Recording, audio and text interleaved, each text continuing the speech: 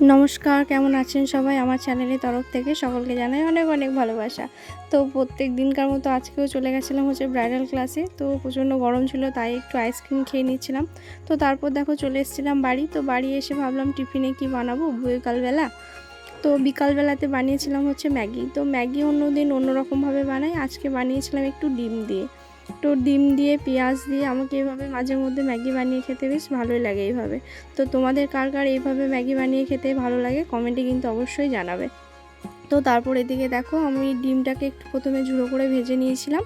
তো তারপর এদিকে সিদ্ধ করা ম্যাগিটা দিয়ে দিয়েছিলাম। তো এইভাবে আরও একটুখানি নাড়াচাড়া করে দেখো ম্যাগিটা আবার প্রায় ঝুড়ো ঝুড়ো হয়ে এসছে। তো তখনই আমি নামিয়ে দিয়েছিলাম। তো তখন লঙ্কা দিইনি, কারণ আমার ছোট্ট পুচকুটা খাবে। তো তারপরে এদিকে দেখো লঙ্কা দিয়ে দিয়েছিলাম। তো এদিকে দেখো আমার পুচকুটা খেতে শুরু করে দিয়েছে, আমার সোনামা।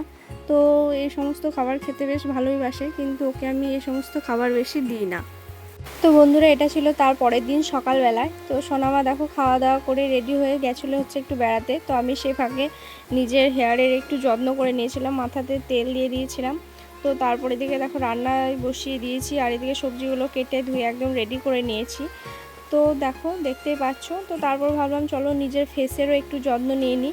তাই একটু কাঁচা দুধ, হলুদ এবং বেসন নিয়ে মুখের মধ্যে অ্যাপ্লাই করে নিয়েছিলাম। তো আমি মাঝে মধ্যে সপ্তাহে একবার হলেও এটা করে থাকি, খুবই ভালো রেজাল্ট পাওয়া যায়। তোমরা দেখে বুঝতে পারছো আমার স্কিনটা কি অবস্থা হয়ে রয়েছে। তো আমার স্কিনটা খুবই সেনসিটিভ, তো সেটা নিয়ে কোনো কিছু বলবার নেই, বলার শেষ নেই। তো তারপর দেখো এদিকে আমি ড্রাই হয়ে যাওয়ার পর ধুয়ে নিয়েছিলাম। তো বুঝতে পারছো আমার স্কিনটা কতটা সফট হয়ে গেছে। তো তারপর দেখো আবারও চলে এসেছিলাম রান্নাঘরে। তো এদিকে দেখো আমার ভাত প্রায় হয়ে এসছে। তো এদিকে মাছগুলোকে একটু লবণ দিয়ে ভেজে নুন হলুদ মাখিয়ে একটু ভেজে নিচ্ছিলাম। তো তারপর এদিকে দেখো একদম বসে পড়েছি খেতে। তো মাঝে আর ভিডিও বানানো হয়নি, বুঝতেই পারছো খুবই তাড়াতাড়ির মধ্যে সমস্ত কিছু কমপ্লিট করতে হয়েছে। তো তারপর এদিকে দুপুরে খাওয়া দাওয়া করে নেওয়ার পর রেস্ট নিয়ে চলে গেছিলাম টিউশন। তো কম্পারেটিভ এক্সামের জন্য প্রিপারেশন নিচ্ছি সাথে সাথে। তোমরা তো আমার যারা নিত্য ব্লগ দেখো তারা সমস্তটাই জানো।